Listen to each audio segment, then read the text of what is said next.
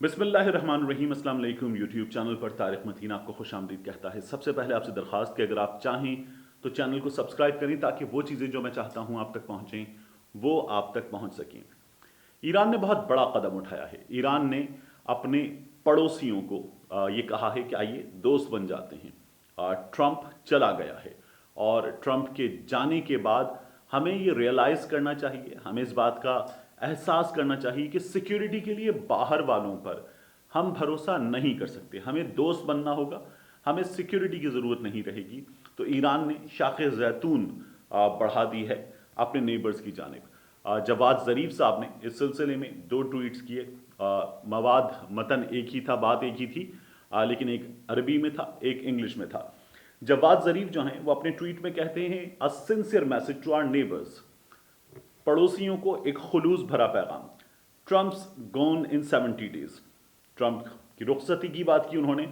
But we will remain here for ever, मगर हमें यहाँ साथ रहना है। ये जो मुल्क है, अफराद चले जाते हैं, ओहदों पर नहीं रहते, लेकिन मुल्क तो अपनी जगह नहीं बदल सकता। मुल्क उठ के एक जगह से दूसरी जगह नहीं जा सकता।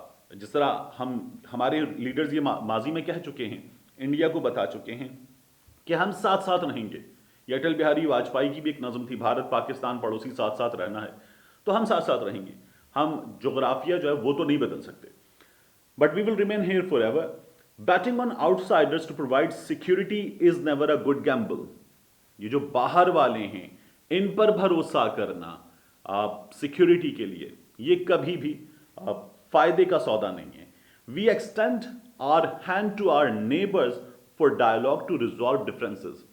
हम अपना हाथ बढ़ाते हैं, अपने पड़ोसियों की जानिब क्या बातचीत करते हैं, अपने तनाज़ात ख़त्म करते हैं।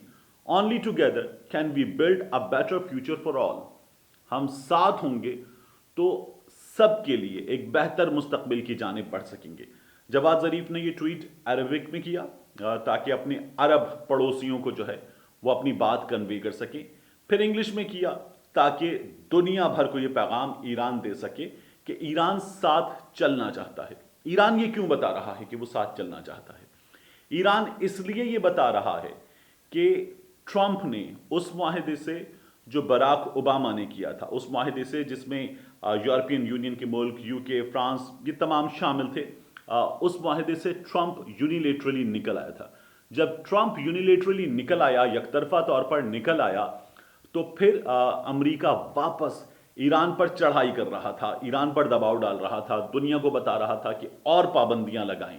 ये लोग बाज नहीं आएंगे, ये जौहरी हथियार बनाने से बाज नहीं आएंगे। ये इस रीजन की जो है वो गुंडा रियासत है, इस गुंडा रियासत को हमें रोकना होगा। ट्रंप ये तमाम चीज़ें बता रहा था। इस दौरान मुख्तलिफ चीज़ें हुई। ईरान में जो नतंज की एटमी साइट है उस पर हमला हुआ, ईरान में साइबर अटैक्स हुए और मुख्तलिफ चीज़ें जिनके लिए ईरान अमेरिका को भी मौरिद इल्ज़ाम ठहराता रहा, इसराइल को भी और अपने इन अरब पड़ोसियों को भी। एक बहुत बिटर हिस्ट्री है इन तमाम मुल्कों के ताल्लुकात की। ये जो अरब इत्तेहाद है, इस इत्तेहाद की सबसे बड़ी वजह जो है वो ईरान है। ये ईरान को अपने लिए ख़तरा समझते हैं।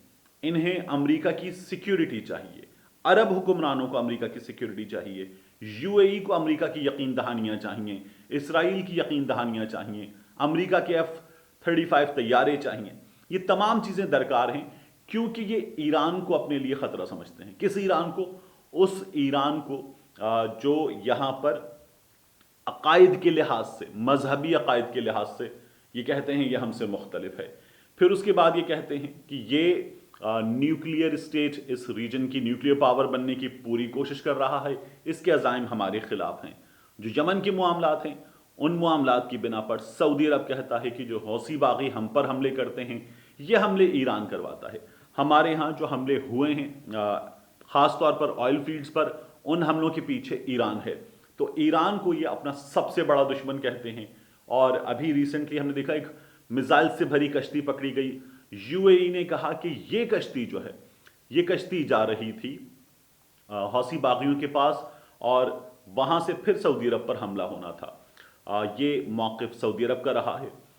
सऊदी अरब के वज़ीर ख़ारिजा उन दिनों में आदिल अल जुबैर, उन्होंने अक़वाम मुत्तहिदा के ऑफिशियल्स को, अमेरिका के ऑफिशियल्स को جو میزائل کے ریمینس تھے وہ دکھائے اور کہا کہ یہ میزائلز جو ہیں یہ ایرانی میزائلز ہیں، یہ ایرانی میزائل سعودی عرب کی سرزمین پر حملہ کرنے کے لیے ایران کی جانب سے استعمال ہوئے ہیں، اور یہ حملے بار بار کیے گئے ہیں۔ ایران مسلسل سعودی عرب پر اور اپنے پڑوسیوں پر حملوں کے لیے تیار رہا ہے۔ ریسنٹلی جب اسرائیل کو مکمل طور پر تسلیم کرنے کے تعلقات کی بحالی کے معاملات ہمارے سامنے تھے، تو اس موقع پر ایک بہت کشیدہ فضا ہو گئی ایران اور یو اے ای کے درمیان۔ ایران کی جانب سے جس طرح کی مخالفت کی گئی اس ڈیل کی جو ٹرمپ نے کروائی تھی، اس ڈیل کے موقع پر اس مخالفت کی وجہ سے یو اے ای نے ایران کے سفیر کو بلایا، احتجاج کیا، تعلقات جو ہیں وہ اور کشیدہ ہوئے۔ ایک جانب ماہی گیروں کی گرفتاریاں ہوئیں، دوسری جانب جو سمندری گارڈز ہیں ان پر گولی چلی، ان کی ہلاکت ہوئی۔ یہ تعلقات ایسا لگ رہا تھا کہ ان کے درمیان ایک جھڑپ ہو سکتی ہے دونوں ملکوں کے درمیان، وہ صورتحال ٹل گئی۔ یہ کہتے ہیں جو عرب اتحاد میں شامل ممالک ہیں کہ ترکی، ملیشیا، ایران یہ ایک الگ بلاک بنا رہے ہیں، یہاں او آئی سی کا یا اسلامی ملکوں کے نئے اتحاد کا معاملہ ہے، اور اس تمام بٹرنس میں ایران نے اب ایک تو اپنے پڑوسیوں کو یہ پیشکش کی ہے کیا یہ دوست بن جاتے ہیں، دوسرا اس سے پہلے حسن روحانی ایران کے صدر وہ یہ کہہ چکے ہیں کہ ہم یہ ہوپ کر رہے ہیں کہ جو بائیڈن جو ہیں ان کی ایڈمنسٹریشن واپس جس طرح یونیلیٹرلی ٹرمپ نکل گیا تھا وہ لوگ واپس آئیں گے، اسے ختم کریں گے، اسے انڈو کریں گے، اور دوبارہ ایران سے تعلقات ہوں گے اور ایران کو شامل کیا جائے گا۔ نارملائزیشن کی طرف آنے میں تعلقات واپس نارمل کیے جائیں گے اور ان پابندیوں کا خاتمہ ہوگا۔ ایران یقین دہانیاں کرانے کو تیار ہے دنیا کو کہ اس کا نیوکلیئر پروگرام پرامن مقاصد کے لیے ہے اور وہ جارح مزاج نہیں ہے جس طرح کا اسے امریکہ کی جانب سے اس کے ساتھ ساتھ ان عرب ملکوں کی جانب سے دنیا بھر کے لیے خطرہ بنایا گیا ہے، وہ درست نہیں ہے۔ ہاں ایران یہ ضرور کہتا ہے کہ اسرائیل اور فلسطین کے معاملات میں وہ اسرائیل کو اس ریجن کا سب سے بڑا دشمن سمجھتا ہے، اس ریجن میں امن کے لیے سب سے بڑا خطرہ سمجھتا ہے۔ یہی وجہ ہے کہ امریکہ ایران کے پیچھے پڑا ہوا ہے۔ وہ یہ کہتے ہیں کہ ہمارا جو جوہری پروگرام ہے اس میں جب ہم اپنے میزائل ماریں گے تو ہمارے میزائل جا کر تل ابیب میں گریں گے، ہمارے میزائل اسرائیل کو ہٹ کریں گے، ہمارا مقصد، ہمارا نشانہ اسرائیل ہے۔ اور اسرائیل نے پھر یہی دیکھ کر ان تمام عرب ملکوں سے اپنی دوستی کی ہے۔ ایک اس سچویشن میں ایران واپس آنا چاہتا ہے اس ڈیل کی جانب، اس معاہدے کی جانب جس سے ٹرمپ نکل گیا تھا۔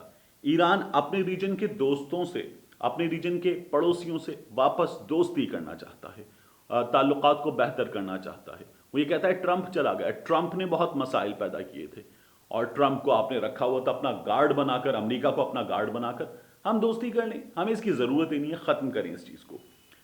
ساتھ ہی آپ دیکھیے کہ ٹرمپ کے جانے کے بعد ایک سکتے کی سی کیفیت میں تھا سعودی عرب، وہ سکتے کی کیفیت ٹوٹ گئی ہے۔ ٹرمپ چلا گیا اور ٹرمپ اپنی لیگل بیٹل ابھی بھی کہہ رہا ہے کہ وہ جاری رہے گی، لیکن ٹرمپ از اوور ناؤ۔ تو ٹرمپ کے جانے کے بعد سعودی عرب نے دنیا بھر سے مبارکباد کے پیغامات چلے گئے، تمام اسلامی ملکوں سے مبارکباد کے پیغامات چلے گئے جو بائیڈن کو، مگر سعودی عرب نے مبارکباد نہیں دی۔ سعودی عرب نے مبارکباد نہیں دی، سعودی عرب نے تنزانیہ کو مبارکباد دے دی، کمبوڈیا کو مبارکباد دے دی۔ ایک جانب الیکشن کا معاملہ تھا، ایک جانب وہاں قومی دن کا معاملہ تھا، وہاں مبارکباد دے دی، لیکن امریکہ کی طرف مبارکباد نہیں گئی تھی۔ بہرحال اب سعودی عرب کے شاہ سلمان کی جانب سے، پرنس محمد کی جانب سے جو بائیڈن کو مبارکباد دے دی گئی ہے اور فائنلی یہ ہو گیا ہے۔ اس سے پہلے یہ ہوپ کیا جا رہا تھا کہ ٹرمپ اگر جیتے گا تو ٹرمپ کی جیت کے ساتھ ہی سعودی عرب وہ قدم اٹھا لے گا جو یو اے ای نے اٹھایا، دیگر ملکوں نے اٹھایا، اسرائیل سے تعلقات مکمل طور پر نارمل کر لیے، مگر اب اس میں وقت لگے گا۔ کہا یہ جا رہا ہے کہ اب بھی یہ قدم سعودی عرب کو اٹھانا پڑے گا۔ جو بائیڈن کی پالیسی ٹورڈز اسٹائل چینج نہیں ہوگی، یہ ہم نے دیکھ لیا ہے۔ جس 35 بلین پلس کی ڈیل کی طرف وہ بڑھ رہے تھے اس طرف بڑھیں گے۔ کیملا ہیرس کا بیان اس میں آ گیا ہے۔ جو بائیڈن ایڈمنسٹریشن کی پالیسی ٹورڈز امریکہ چینج، ٹورڈز چائنا معاف کیجیے گا، چینج نہیں ہوگی، وہ اسی طرح سے رہے گی۔ ہم ایف پیک میں ہیں، ہم اسی طرح سے رہیں گے، بلکہ جو بائیڈن یہ جو بہت تیزی سے افغانستان سے امریکی فوجوں کو نکالنے کا کام تھا، ٹرمپ اس کے لیے کام کر رہا تھا، یہ تھوڑا سا رک جائے گا، یہ سلو ڈاؤن ہو جائے گا۔ تو جو بائیڈن اب تو ایک تو اپنی ٹیم سیٹ کریں گے، وقت لیں گے، اور یہ پورا پروسیس ابھی اور سلو ہوگا. تو ایک تو ان سب چیزوں کا دیکھنے کا معاملہ ہے. دوسرا، جو بائیڈن ایران کے معاملے میں اپنی پالیسی تھوڑی سی چینج کر سکتے ہیں، کیونکہ یہ وہ پالیسی ہے جو چینج ہوگی تو واپس اپنی اس پالیسی کی طرف جائیں گے جو براک اوباما کی تھی، اور کچھ چیزیں اس میں ہمیں چینج کی طرف جاتی نظر آ سکتی ہیں. لیکن جو اسرائیل کے لیے امریکہ کی پالیسی ہے وہ وہی رہے گی، جو عرب ورلڈ کے لیے ہے وہی رہے گی. تو ایران کے معاملے میں پالیسی میں کچھ چینجز آئیں گے، کچھ نرمیاں آئیں گی، گو کہ مکمل تبدیل نہیں ہوگی لیکن تھوڑی بہت تبدیلیاں ہمیں پھر بھی نظر آئیں گی. عرب ملکوں کو، اس ریجن کو، ہمارے اسلامی ممالک کو سوچنا پڑے گا کہ کب تک ہم دوسروں کی لڑائی آپس میں لڑ کر لڑتے رہیں گے، مرتے رہیں گے. ملتے ہیں آپ سے اگلے ویلاگ.